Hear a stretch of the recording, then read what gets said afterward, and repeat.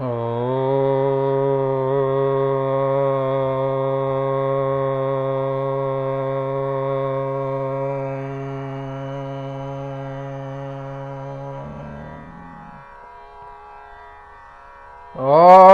सहना भवतु सहना भुनक्तु सह वीर्यं कर्वावहि तेजस्विनावधीतमस्तु मा विद्विषावहि। ओम शांति शांति शांति। मूकं करोति वाचालं पंगं लंघयते गिरिं यत्कृपातमहं वन्दे परमानन्दमाधवम् परमानन्दमाधवम्।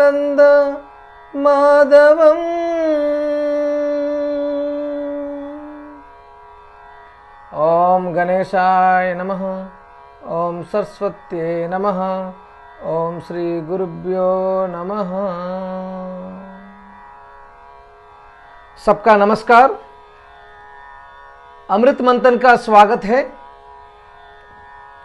आज का जो विषय है नवदा भक्ति, 9 प्रकार का भक्ति मार्ग, वो क्या है हम जानने का प्रयत्न करेंगे।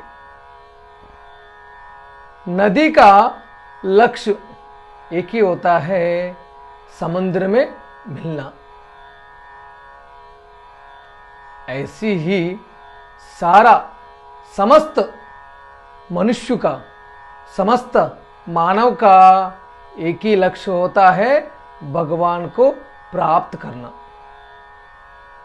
भगवान को प्राप्त करने के लिए जो आवश्यकता है, जो जरूरी है, वो है भक्ति।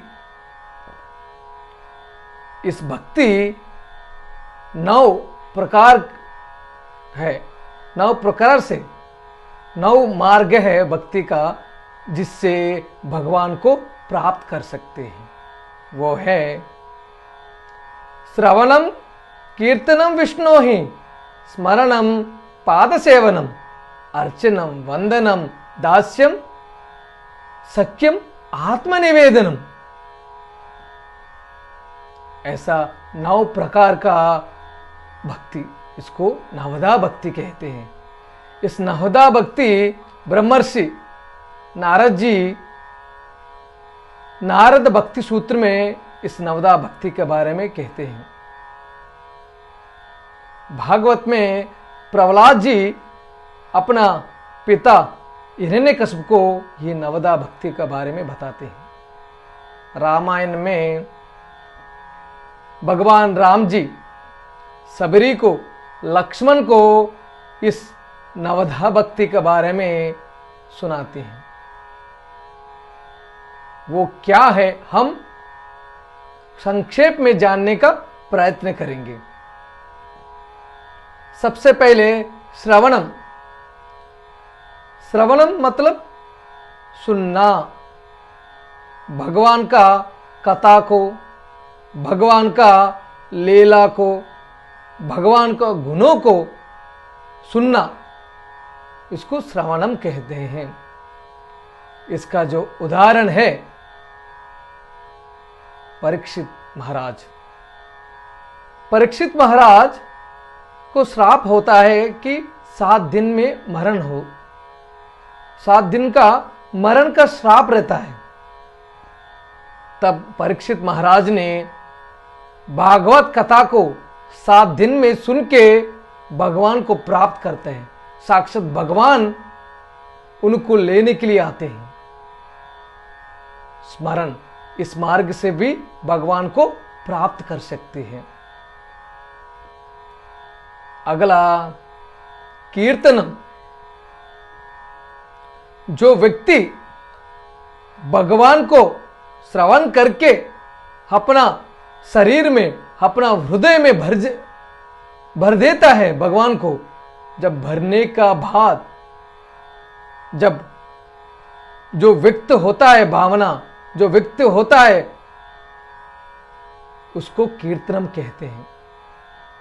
जैसे घड़ा जब पानी से भर जाते हैं, जब पानी बह जाता है, ऐसी ही जो व्यक्ति का अंदर हृदय में भगवान जब भर जाते हैं, भगवान का जो भक्ति भाव भर जाता है, तब जो उसको मुख से व्यक्त होने वाला चीज को कीर्तन कहते हैं। इसका जो उदाहरण है सुक महर्षि, भागवत को कीर्तन कहते हैं। नारद जी हमेशा नारायण नारायण करके भगवान को कीर्तन करते हैं। वाल्मीकि महर्षि रामायण को कीर्तन करते हैं। ऐसी कीर्तन करके एक मार्ग है भक्ति का, जो भगवान को प्राप्त कर सकते हैं कीर्तन से भी। अगला जो भक्ति मार्ग है वो है स्मरणम। स्मरण का मतलब होता है जो व्यक्ति हर विचार में भगवान को स्थापन करता है, हर विचार को भगवान को रखता है, हर विचार में भगवान को समाये जाता है, हर क्षण भगवान का सोच और विचार करता है, चिंतन करता है, उसको स्मरणम कहते हैं। इसका जो उदाहरण है प्रहलाद जी, जो 12 उम्र का जो बालक प्रहलाद जी इतने स्मरण करते हैं कि साक्षात भगवान नरसिंह अवतार लेना पड़ता है। नरसिंह अवतार लेके प्रकट होते हैं। एक मार्ग स्मरण से आदमी भगवान को पा सकते हैं। दूसरा जो मार्ग है वो पाद सेवन। भगवान को पादुका को, भगवान को चरण को, गुरु को चरण को पादुका पूजा करते हैं, सेवा करते हैं। सेवा करके भी भगवान को प्राप्त करते हैं। इसका जो उदाहरण है लक्ष्मण जी, भरत जी जब भगवान वनवास चले जाते हैं राज्य छोड़ के, जब भरत भगवान का पादुका को सिंहासन में रख के राज्य को पालन करते हैं, इसको बोलते हैं पाद सेवन। पाद सेवा करके हम भगवान को प्राप्त कर सकते हैं, मोक्ष पा सकते हैं। अगला जो भक्ति मार्ग है अर्चनम। अर्चना मतलब भगवान को अर्पित करना, भगवान को समर्पण करना। जो व्यक्ति सोचता है जो भी हम प्राप्त किया है वो केवल भगवान से प्राप्त किया है, ऐसा भावना रखते हुए जब भगवान को धन्यवाद ज्ञापन करता है, पत्रम पुष्पम फलम तोयम, पत्रम रूप में पुष्प चढ़ा के, फल चढ़ा के, जल चढ़ा के भगवान को धन्यवाद ज्ञापन करता है, उसको अर्चनम कहते हैं। इसका जो उदाहरण है पृथ्वी महाराज ऐसा भावना करके भगवान को सर्वत्र मान के हर चीज को समर्पित करता है पृथ्वी महाराज। अगला जो भक्ति मार्ग है वो है वंदनम। वंदनम मतलब नमस्कार, भगवान को प्रणाम करना। इसका जो उदाहरण है अक्रूर। अक्रूर ये भगवान का बड़ा भक्त है, कृष्ण का बड़ा भक्त है,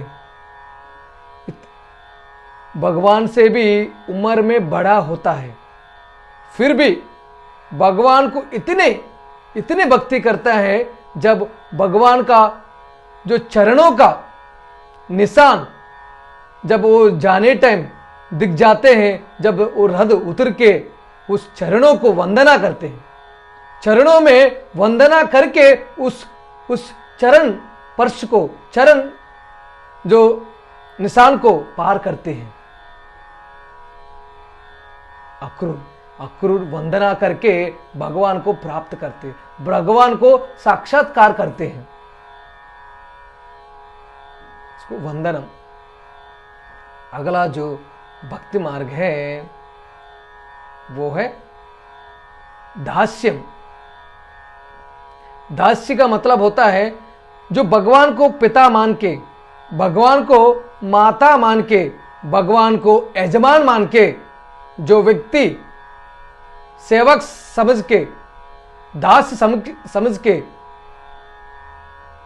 भगवान का सेवा करता है, भगवान को कार्य करता है, वो उसको दास्य बोलते, उस मार्ग को दास्य भाव बोलते, दास्य मार्ग बोलते।